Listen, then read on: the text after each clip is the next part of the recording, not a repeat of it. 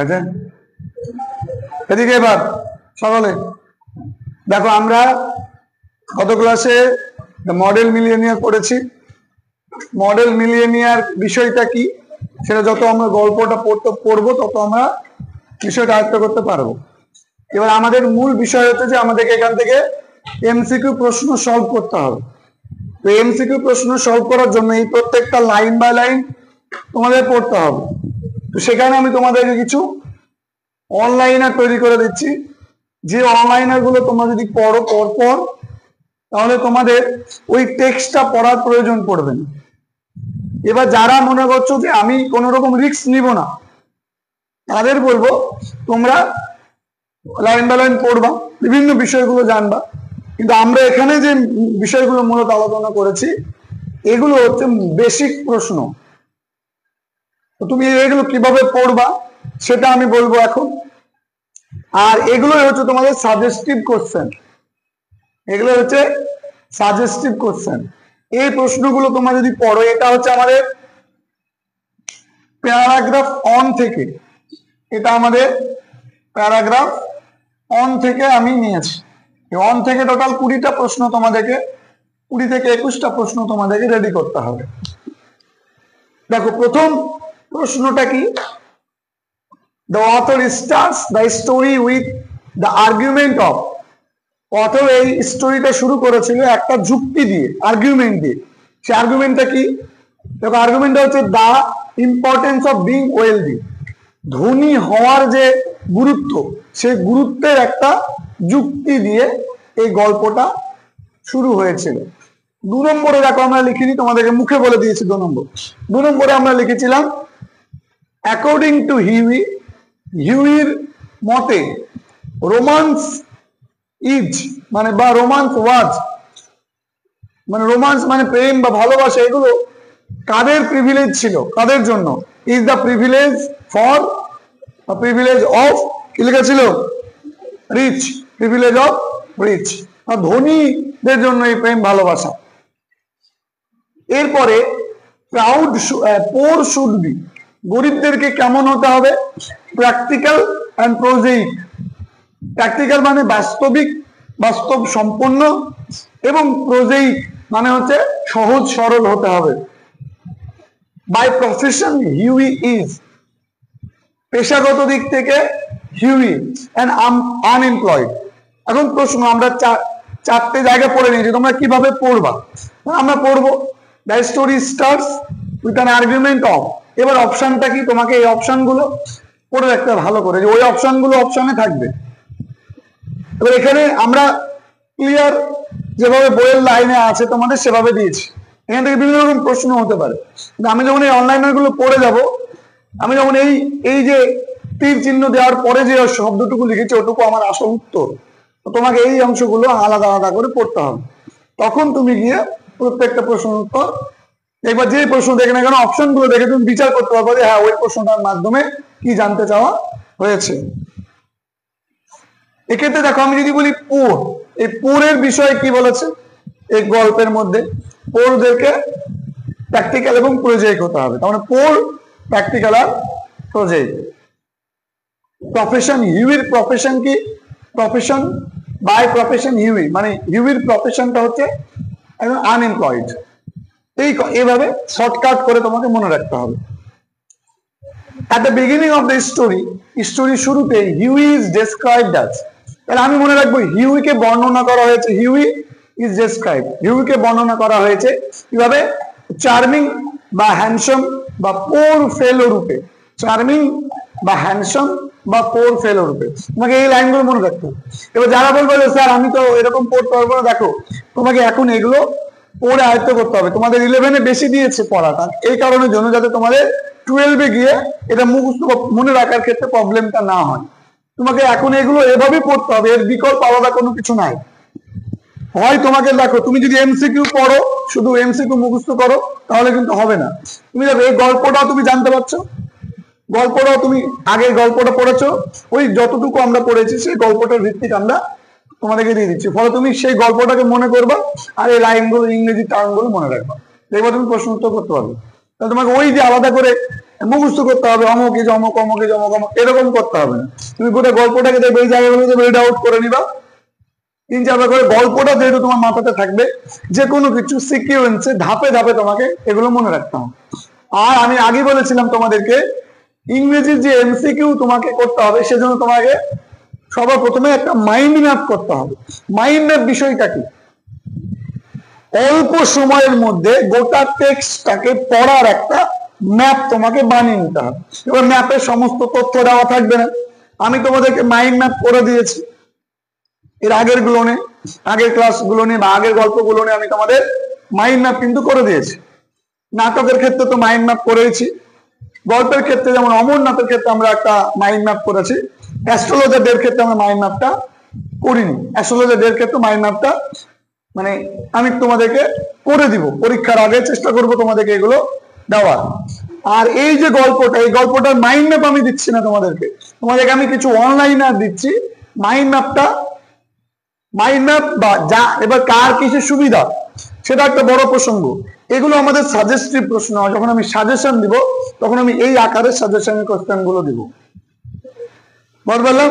কিন্তু তোমাদেরকে এর উপরে একটা আমরা কি করব, মাইন্ড ম্যাপ তোমাদেরকে দিব। তুমি কি করবা, তুমি যেখানে পড়ছো সেই জায়গাতে ওই একটা বড় কাগজে ওইটাকে রেখে দিবা লিখে।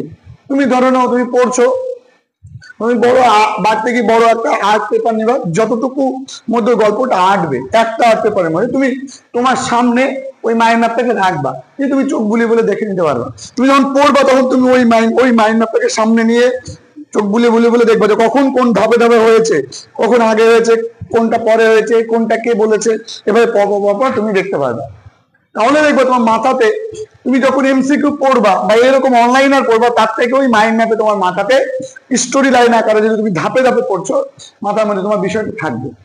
হ্যাঁ, এভাবে হুবহু তোমার মুখস্থ থাকবে না, যখন তুমি অপশন দেখবা তুমি উত্তর করতে পারবা। তোমাকে এইভাবে মাইন্ড ম্যাপ করে পড়তে হবে, এটা আরো সোজা কথা।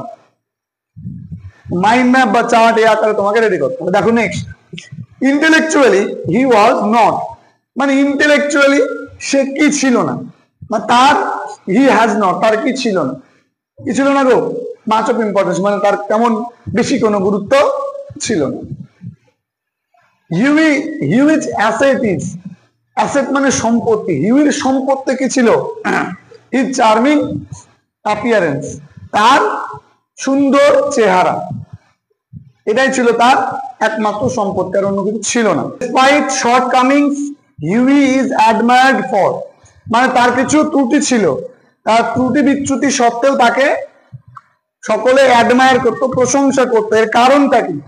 কারণ হচ্ছে বিং ওয়ান্ডারফুলি গুড লুকিং, মানে সে দেখতে অসম্ভব সুন্দর ছিল, হ্যান্ডসাম লুকিং ছিল, এই জন্য সকলে তাকে কি করতো, অ্যাডমায়ার করতো। হিউইজ হেয়ার ওয়াজ, হিউইর চুল কেমন ছিল, ক্রিপস ব্রাউন, কোকড়ানো বা কোকড়ানো, কিন্তু সেটা হচ্ছে ব্রাউন কালারের, বাদামি রঙের।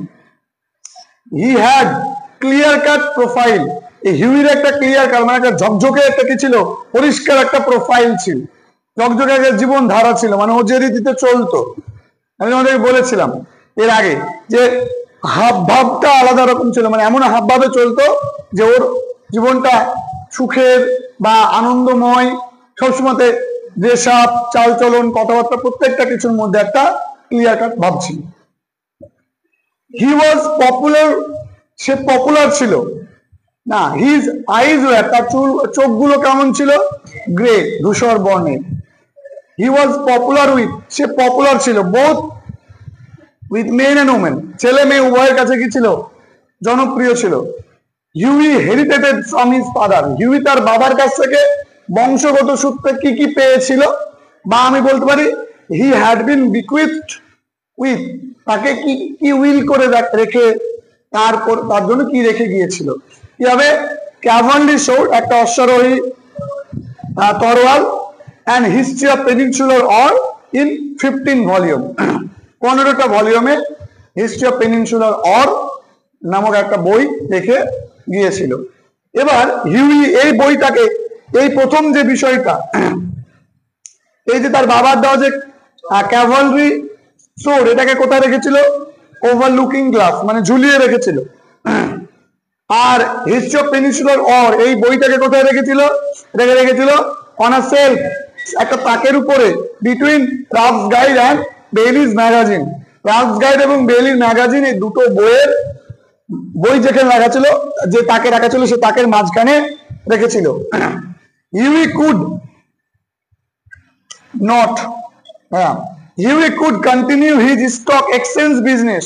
হিউই কতদিন তার স্টক এক্সচেঞ্জ বিজনেসটা কন্টিনিউ করতে পেরেছিল, চালিয়ে যেতে পেরেছিল? সেটা হবে 6 মান্থ, 6 মাস, 6 মান্থস।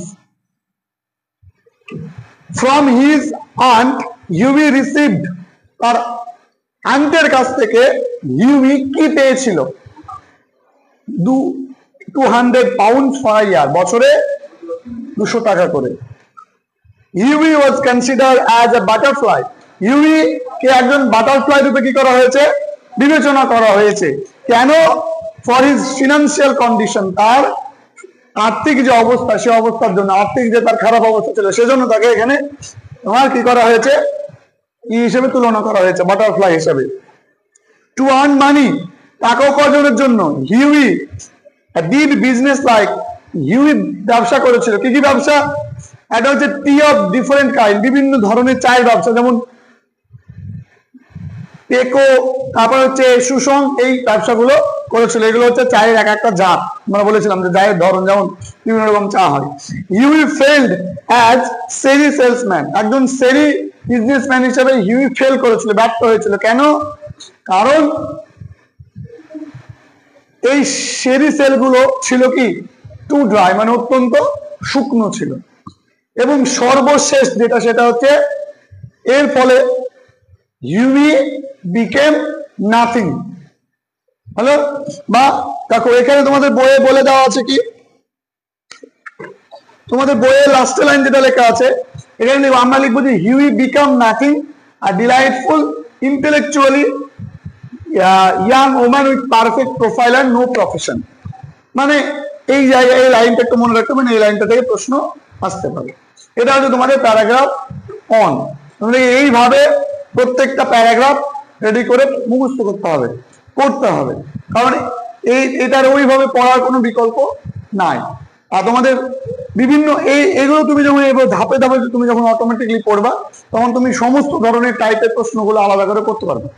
এবার এখানে তোমাদের যে বই, সেই বইয়ে কি আছে? বইটা কোথায় রাখলাম?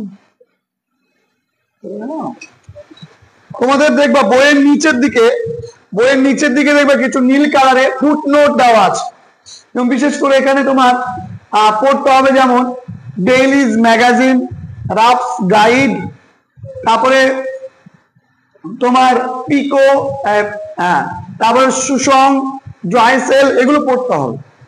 আবার এইদিকে এসে তোমার এই যে বুলস এন্ড বিয়ার্স, এই যে ফ্রেজটা, এই ফ্রেজ অত্যন্ত গুরুত্বপূর্ণ পরীক্ষার জন্য। এই ফ্রেজটার মানে কি বোঝানো হয়েছে? মানে এই ফ্রেজটা মূলত স্টক এক্সচেঞ্জ যে বিজনেস, সে বিজনেসের সঙ্গে রিলেটেড। যে অপশনের মধ্যে স্টক এক্সচেঞ্জ বিজনেসের ব্যাপারটা তুমি পাবা, সে অপশনটা উত্তর লিখবে এক্ষেত্রে।